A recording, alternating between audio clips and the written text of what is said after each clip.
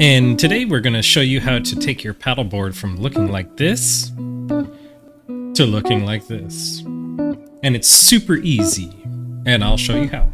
But first, please take a second, like and subscribe to our channel so we can continue to show more quality paddleboard related content.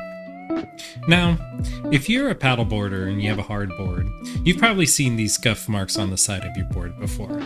They come from your paddle or from the ground, numerous things that you can hit your paddleboard into.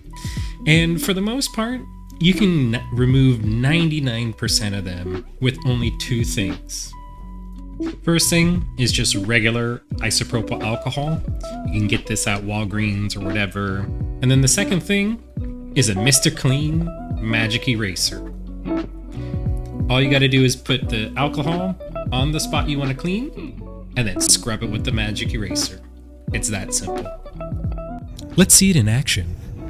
As soon as I start scrubbing with the alcohol on the scuffs, they just magically disappear. So you can understand why they really call it the magic eraser. After about 10-15 minutes of scrubbing, you can see the board here is looking super clean.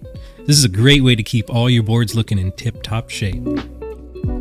Here are those before and after shots again.